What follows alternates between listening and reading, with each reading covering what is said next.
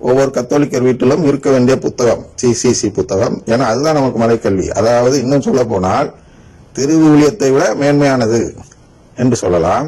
ஏன் திருவிவிலியத்தை விட மேன்மையானதுன்னா, திருவிவிலியத்தின் கருத்துக்களை 2000 ஆண்டுகளாக நம் புனிதர்கள் விளக்கி இருக்கிறார்கள்.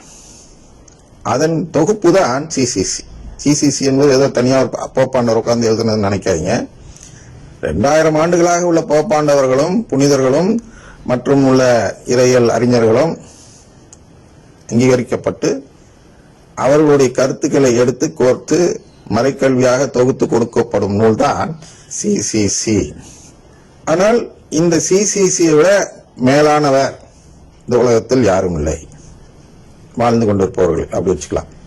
இப்போ உதாரணத்துக்கு இந்த போப்பாண்டவரை எடுத்துக்கொள்வோம். இப்போ சிசிசி 460 எடுத்துக்கொண்டால் மீட்பு என்றால் என்ன என்பதை விளக்கி அகஸ்தீனாரும் அக்வின் தோமையாரும் கருத்துக்கள் சொல்லியிருக்கிறார்கள். இந்த போப்பாண்டவர் அந்த கருத்தை மாற்ற முடியாது. ஏனென்றால் அவர் அவர்களுக்கு மேலானவர் அல்ல. அவர்களால் நிரூபிக்கப்பட்டு புனிதர் ஆகிவிட்டார்கள். அதனால் இந்த உலகத்தில் இருக்கக்கூடிய அதிக அதிகாரம் பெற்ற நபர் போதனையை பொறுத்தவரையிலும் கத்தோலிக்கர்களுக்கு என்றால் அது போப்பாண்டவர் தான். அந்த நபர் கூட மாற்ற முடியாத கருத்துக்கள் தான் சிசிசியில் அடங்கியிருக்கிறது என்பதால் அது கொஞ்சம் மேன்மையானது. ஏன்னா திருவிவிலியம் தான் உச்சம், அது ஒன்றும் தப்பு இல்லை. ஆனால் திருவிவிலியத்தில் 2 விதமான பொருள் எடுக்கலாம். ஊனியல்பு நாட்டம், ஆவிக்குரியல்பு நாட்டம். ரோமையர் 8:5-8 வரையும் படிச்சு பாருங்க. அப்ப 2 விதமான கருத்து அதுல இருந்து எடுக்கும் பொழுது ஒரு கருத்து ஊனியல்பு நாட்டத்தை நோக்கி போகும். வளமை நற்செய்தி என்று சொல்கிறோம், விடுதலை இறையல் என்று சொல்கிறோம். இதெல்லாம் ஊனியல்பு நாட்டங்கள். இன்னொரு கருத்து ஆவிக்குரியல்பு நாட்டம். அது என்ன என்றால் கடவுளுடைய பிள்ளையாக மாறுவது, நாமே ஆவியாக மாறுவது, நாமே கடவுளாக மாற இருக்கிறோம். அதெல்லாம் சிசிசியில சொல்லியிருக்கு. ஃபாதர்ஸ்க்கே தெரியாது, நிறைய ஃபாதர்ஸ்க்கு. அவங்களும் மற்ற கிறிஸ்தவர்கள் போல் ஏதோ மோட்சங்கிற இடத்தை நோக்கி தான் போகிறோம், அதுதான் மீட்புன்னு நினைக்கிற ஃபாதர்ஸ் இருக்கிறாங்க. ஒரு ஃபாதர், சிவகங்கை மறை மாவட்டத்தை சேர்ந்த ஒரு ஃபாதர், சிசிசினா என்னன்னு இன்னொரு ஃபாதர்ட்ட கேட்கிறார். சிசிசினா என்ன? அது மாதிரி ஒரு மறைக்கல்வி நூல் ஒன்று இருக்கிறது, அதுதான் அதிகாரப்பூர்வமான மறைக்கல்வின்னு தெரியாமலே ஃபாதர் ஆயிட்டாரு. அவர்கிட்ட போய் பிரைஸ்ல சொல்லலாமான்னு கேட்டா சொல்லலாம்னு சொல்லுவார். ஏன்னா அவருக்கு தான் சிசிசினா என்னன்னு தெரியாது, அப்புறம் எப்படி மீட் பண்ணா என்னன்னு தெரியும். அதுபோல்தான் இந்த நபரும் கணக்கு தெரியும், இவருக்கு கணக்கு வாத்தியாருக்கு. சிசிசினா என்னன்னு தெரிஞ்சிருக்க வாய்ப்பில்லை. அப்படியே தெரிஞ்சிருந்தாலும் அது உள்ள படிச்சிருக்க மாட்டார். அப்படியே படிச்சிருந்தாலும் சிசிசி 1 படித்திருக்க மாட்டார், சிசிசி 460 படித்திருக்க மாட்டார், சிசிசி 2009 படித்திருக்க மாட்டார். இப்படி போயிட்டே இருக்கலாம். அவங்களுக்கு தேவையான பகுதிகள் எடுத்து படித்துக்கொண்டு நாங்களும் படித்து விட்டோம் என்று சொல்லக்கூடியவர்களாக இருப்பார்கள். அவர்களுக்கெல்லாம் பிரேஸ் தி லார்ட் சொல்வது பாவம் என்று தெரியாது. அதனால் பாவம் என்றால் என்ன என்று தெரிந்து கொள்ள வேண்டும் என்றால் நாம் சிசிசியை அடிப்படையாக வைத்துதான் பார்க்க வேண்டும். மனித சட்டப்படி உள்ளதெல்லாம் பாவம் என்று நாம் சொல்ல முடியாது. அப்படிதான் எல்லாரும் நினைக்கிறாங்க. மனித சட்டம் கடவுள் சட்டம் என்று இருக்கிறது. மார்க் 7:7-9 படிங்க. மனித சட்டத்தை பத்தி அவங்க சொல்லி இருக்கிறார். இதுல வரும் பின்னாடி. இப்ப அவசரத்துக்கு வேணா நீங்க முன்னாடி படிச்சு பாருங்க. அப்ப கடவுளின் கட்டளை மனித கட்டளைன்னு 2 இருக்கு. மனித சட்டம், கடவுளின் சட்டம்னு. அப்ப நாம் இங்க பாவம் என்று சொல்வது கடவுளின் சட்டத்தை மீறுவது பாவம். அதுபடிதான். எதுபடி? மார்க் 7:9 வசனத்தின்படி கடவுளின் கட்டளையை வெகு திறமையாக புறக்கணிப்பது பாவம். அந்த பாவத்தை குறித்து தான் இங்க சொல்கிறோம். அதனால நல்லா கவனிங்க. இதே அடிப்படையில் தான் பிரேஸ் தி லார்ட் அல்லது இயேசுக்கே புகழ் சொல்வதும் பாவம் ஆகும் என்று அவரிடம் சொன்னால், அதே நபர்கள் என்ன சொல்கிறார்கள் என்றால் அதில் ஒன்றும் தவறில்லை என்று கூறுகிறார்கள். அதில் ஒன்றும் தவறில்லை. என்ன தவறில்லை? கடவுளின் கட்டளைகளை வெகு திறமையாக புறக்கணிப்பதில் தவறில்லைன்னு சொல்வார்கள். ஏன்னா அவங்களுக்கு அவங்க தப்பித்தவரை பிரேஸ் தி லார்ட் சொல்லிட்டாங்க. பிரேஸ் தி லார்ட் சொன்ன உடனே அது பிடித்த மகளுக்கு 3.25 அப்படின்னு நிரூபித்தாக வேண்டும். அதனால வழக்கம் சொன்னாலும் இல்ல தவறில்லைன்னு வச்சுக்க. சொந்த கருத்து என்ன? சிசிசி 2779 எடுத்து படித்தால் இந்த சிசிசி கருத்து இல்லாமல் எவனாச்சும் சொந்தமா கருத்து சொன்னால் அவன் உருவ வழிபாடு செய்கிறான், சிலை வழிபாடு செய்கிறான், அதற்குரிய பாவத்தை செய்கிறான் என்று கூறப்பட்டிருக்கிறது. படிச்சீங்கன்னா தெரியும், சிசிசி படிச்சா. அப்ப அந்த பாவத்தை குறித்து நாங்கள் இங்கே சொல்கிறோம். நீங்க சொந்த கருத்துல பாவம்னு சொல்லலாம். இதான் அவர் சொன்னது மேக்ஸ் வாத்தியாரும். அவர் சொந்த கருத்து எங்கேயாச்சும் மேற்கோள் இருக்கா?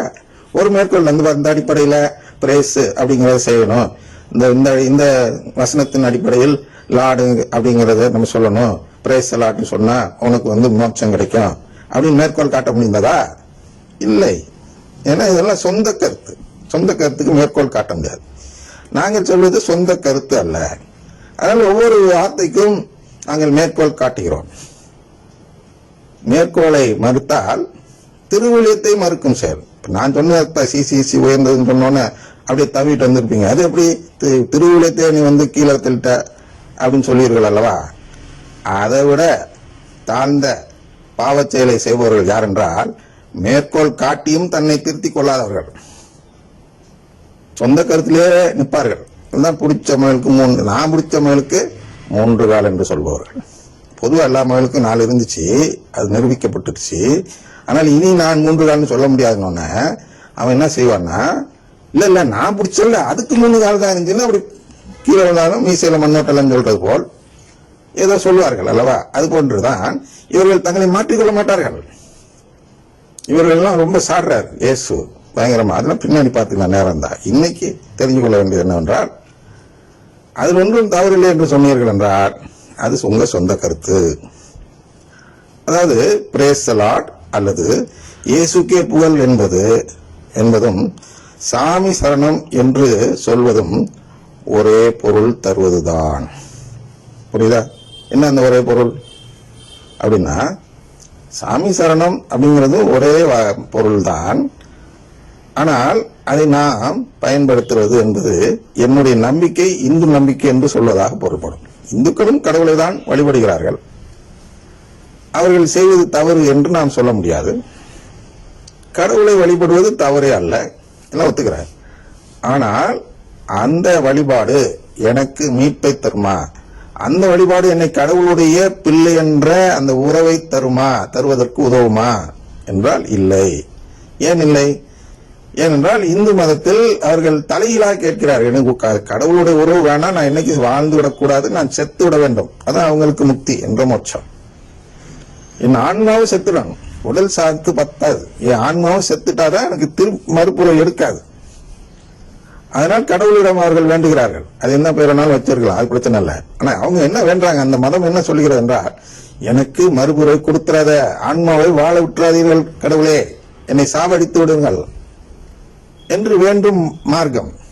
அதனால வெவ்வேறு மார்க்கத்தில் போகலாம், ஆனால் எல்லா மார்க்கமும் ஒரே விஷயத்தை வேண்டவில்லை. அதுதான் புரிந்து கொள்ள வேண்டும். அதனால் மார்க்கத்தை கண்டுபிடிச்ச மாதிரி பேசக்கூடாது. எல்லாரும் கடவுளை தான் வேண்டாங்க. ஆனா கடவுளிடம் என்ன கேட்கிறார்கள், கேளுங்கள் கொடுக்கப்படும். மத்தேயு 7:7 படிச்சு பாருங்க. கேட்டால்தான் கிடைக்காது சொல்றாரு 8ல. கேட்கலன்னு உனக்கு கிடைக்காதுங்கிறாரு. அப்ப எதை கேட்கணும்? உறவை கேட்க வேண்டும். அப்ப உறவை கேட்காத மார்க்கங்கள் பல இருக்கின்றன.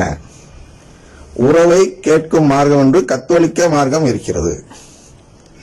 ஆனால் நான் கத்தோலிக்கன் என்றால் கத்தோலிக்க மார்க்கத்துக்குரிய அடையாளம் என்னிடம் இருக்க வேண்டும். நல்ல நெத்தி நிறைய துண்ணூரை பூசிக்கொண்டு, துண்ணூறு என்பது என்னவென்றால் அது சாண பஸ்பம், அது ஒரு மருந்து. சாணத்தில் தயாரிக்கப்படும் அந்த மூலிகை சாணம்னு வச்சுங்க. நாட்டு மாடு மூலிகை காட்டுலாம் மேய்ந்துட்டு வருது இல்லையா, அந்த மாதிரி அந்த மூலிகைகளுடைய பஸ்பம், அதாவது சாணத்தை பஸ்பமாக்கி அந்த பஸ்பத்தை எடுத்து நெத்தியில தடவுனா தலைவலி வராது, ஜுரம் வராது, ஜன்னி வராது, இப்படி நிறைய நோய்கள் வராது. நல்லா விழிப்பா இருக்கலாம். அப்படிலாம் நிறைய இருக்கும் மருந்து. அந்த மருந்தை தான் கடவுள் பேர்ல தடவை சொல்றாங்க. ஆனா நான் என்ன கேட்க வரேன்னா, அந்த மருந்து எடுத்து நான் நெத்தியில தடவிட்டு நான் நன்மை வாங்க வரேன், நற்கரணையிடம் வருகிறேன். எனக்கு நற்கரணை கொடுப்பீங்களா? கொடுக்க மாட்டீங்க. ஏன் கொடுக்க மாட்டீங்க? ஏன்னா என்னுடைய அடையாளம் கத்தோலிக்க அடையாளமாக இல்லை. அதுக்கு நான் வழக்கு அங்க தந்துட்டு இருந்தாலும் கேட்பீங்களா? நன்மை தர இடத்துல கேட்க மாட்டீங்க. அதேதான் அடையாளம்ங்கிறது பர்ஃபெக்டா இருக்கணும். நான் கத்தோலிக்கன்னா கத்தோலிக்கனுக்குரிய அடையாளம் இருக்கணும். நான் ஒரு இஸ்லாமியர் போல குள்ளாலாம் போட்டு அவங்களுடைய ஆடை மாதிரி எல்லாம் அணிஞ்சிட்டு வந்து நான் கத்தோலிக்கன்னு சொல்லி உங்களிடம் நன்மை கேட்டால், நற்கருணை ஆண்டவரை புசிக்க கேட்டால் கொடுப்பீர்களா? நீ எந்த மதம் கேட்பீங்க? வேளாண் போய் பாருங்க. நாகூர் முடிச்சுட்டு இங்க இஸ்லாமியர்கள் வருவாங்க, அவங்க நன்மை யாராச்சும் கொடுப்பாங்களா? அதுபோன்று என்னுடைய அடையாளம் இப்ப எதுக்கு தேவைப்படுகிறது? அடையாளம் தேவையில்லை என்றால் எல்லோரும் எல்லா மாதிரியும் நான் பட்டை எடுத்து பூசிக்க வேண்டியதானே?